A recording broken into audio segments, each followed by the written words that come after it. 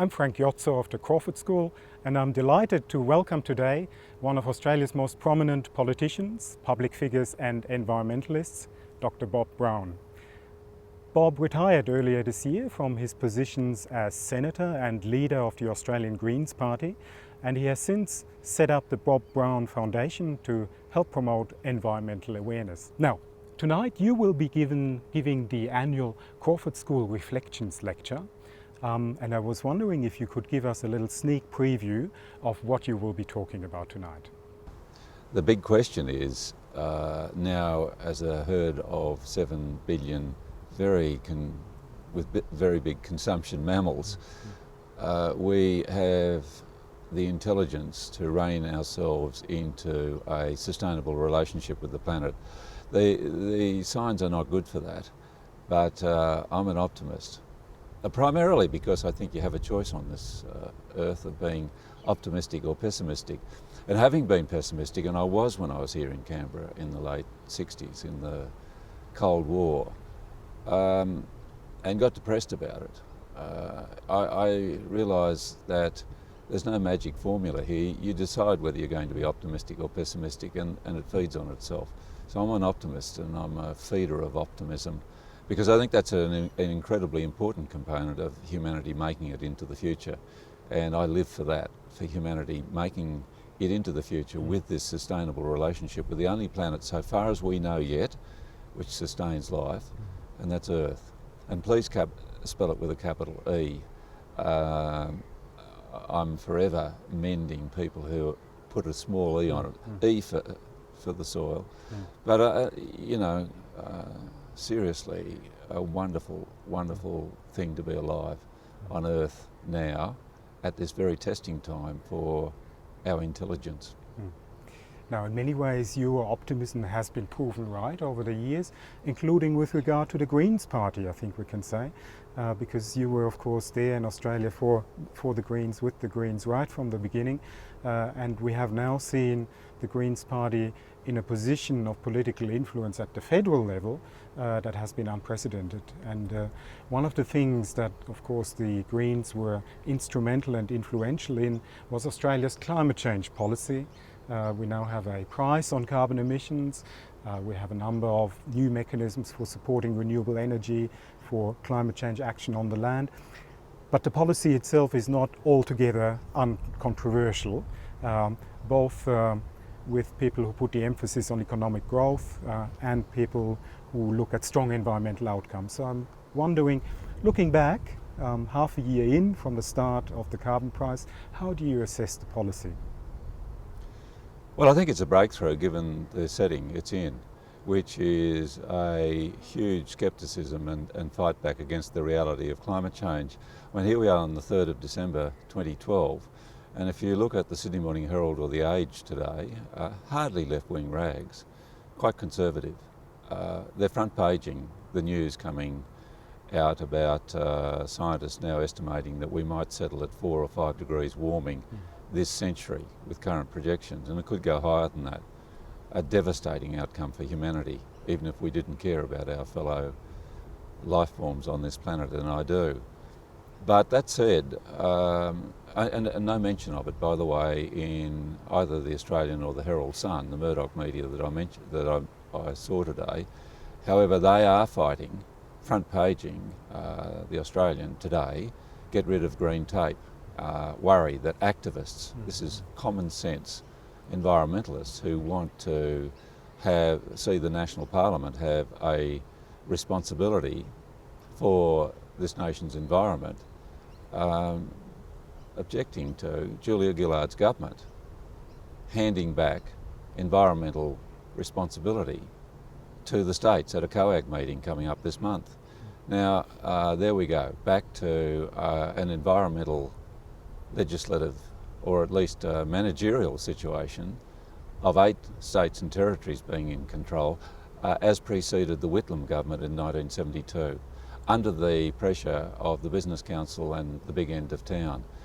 Now, in those circumstances, how on earth did we get a carbon package through?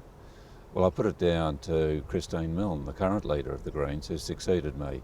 She, as soon as I made an arrangement with Julia Gillard, which was predicated on us getting a carbon package, and by the way, Tony Abbott spoke about the same course, same options when the last election had both parties roughly on the same numbers. And Julia Gillard's been true to her word through down the line in terms of that. She and Christine Milne came forward with this idea. We set up a committee. That committee took in top-rate expertise. We came to a carbon package. It's been a fight to keep the government making it as strong as it is. With the independents have tried to renege, or one of the independents has tried to renege on components of that since, but it's holding. And of course it is. If you look at the state of the planet, it's very modest. But if you look at the contribution it's making to the same forces holding back proper action on climate change around the world, Australia's carbon package is a rip-roaring success. There we've got the Financial Review today calling for it to be shredded effectively. We got, there is a Machiavelli said so many centuries ago, if you want to change the world, get ready to be crushed by those who have the money and the power. A little crushing's going on at the moment, but this package is withstanding that. And Tony Abbott's now on the back foot, having said he will tear up this package. Well, it's getting more popular by the day as people realise that the scare tactics about how it was going to bring the heavens down were totally unwarranted, unreal, and unbecoming of a mature political debate in this country. Now, you mentioned the process by which this particular legislation was negotiated, the Multiparty Climate Change Committee. Do you see that as a possible template for dealing with other intractable and very difficult policy issues in the future? Yes, I do see that multi-party template as being a good one. Mind you, Tony Abbott had the opportunity to come in on that in the climate package talks, the carbon package talks, and refused. You can take a horse to water, but you can't make it drink. And I think it's quite, it's very difficult. We were, of course,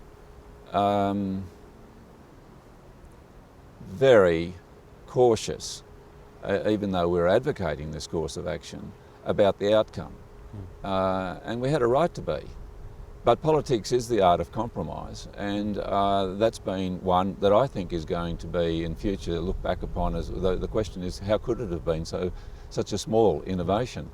But I think, we had the gun laws after the Port Arthur massacre come out of Tasmania, legislation I brought into the House of Assembly in 1987 and got howled down over, getting rid of semi-automatic machine guns. Christine Milne then, after I left the Tasmanian Parliament, brought that forward a number of times, and we had that template sitting there ready to go. Unfortunately, it took a massacre to have people see the light, and it became then, that Greens legislation is what John Howard effectively took into the federal parliament with public backing to put a rein on the dangerous distribution of semi-automatic machine guns. What worries me, Frank, is that real action on climate change is going to come after the disaster rather than before it. We know we're in that surge of water through New York after Hurricane Sandy was 20 centimetres higher than whatever it would have been because sea levels are that much higher. And that's the most damaging component of a flood like that. That's the one that goes the furthest, that ultimately wreaks per centimetre the biggest damage due to sea level rises. And that's why Obama and the Republican governor of New York commented on it. But we still have this, we have today, here we are again, 3rd of December 2012, our Minister for Minerals and Energy, Labor, Martin Ferguson, in India, flying around in private jets, according to today's Australian, with the Queensland Premier, Campbell Newman, and the multi-billionaire coal developer, Mr Adani. And I've flown over the Galilee Basin, where his mine is going to be the biggest coal mine on Earth. 10 billion tonnes of coal to be burnt. and put into the atmosphere to hyperload a situation which is already appallingly dangerous. I ask you, I put a tweet out about saying, can you believe this? But there'll be very little debate about that. It's a remarkable time in history. And we're a democracy. Voters know all that. They elect these people. And as J.K. Galbraith said back in the 90s, the great American economist who's sadly no longer with us, governments reflect the people who vote for them. And this government and this opposition and the 10 Greens out of 240 over there on Capitol Hill reflect the voting wishes of the Australian public at this time.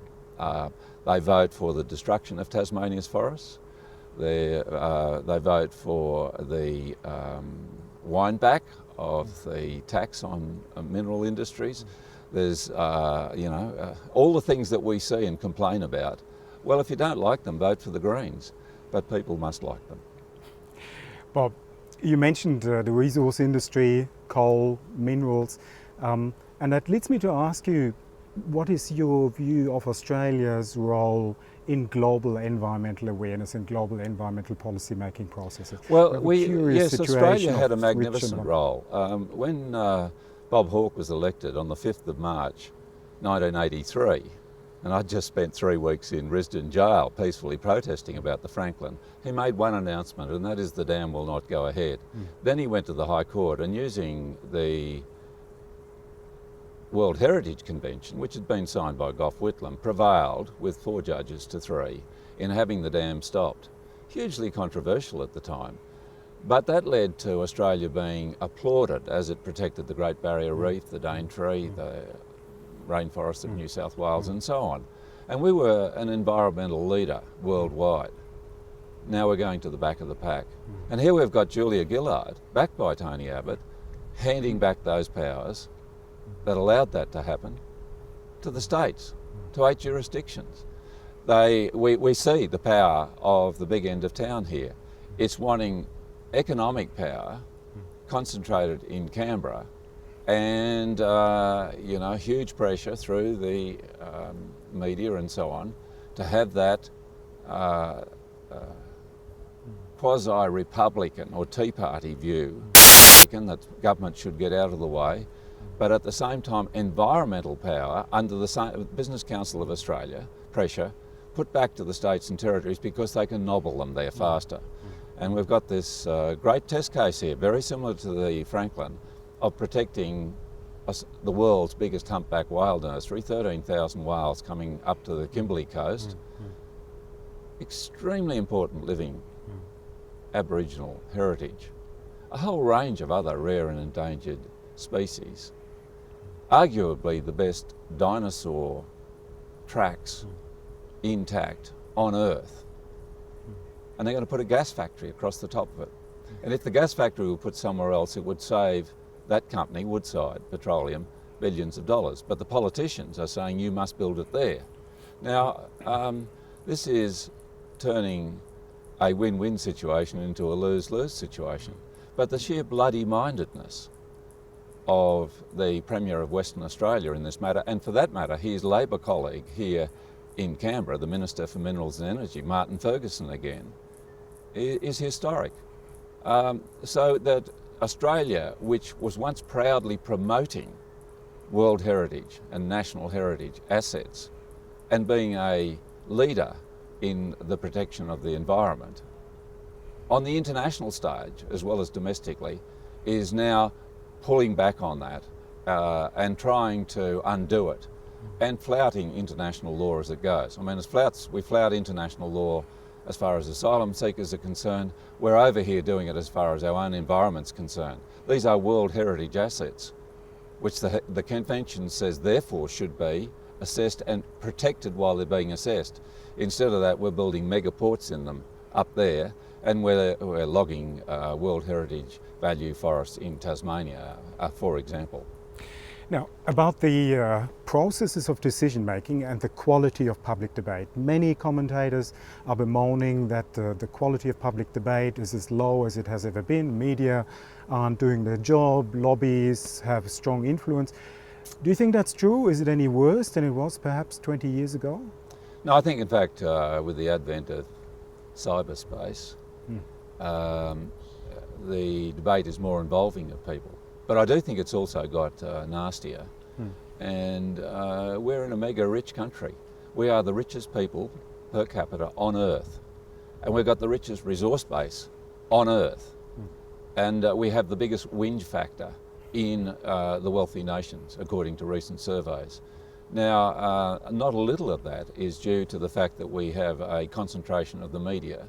70% plus of the daily newspapers come out of the Murdoch media.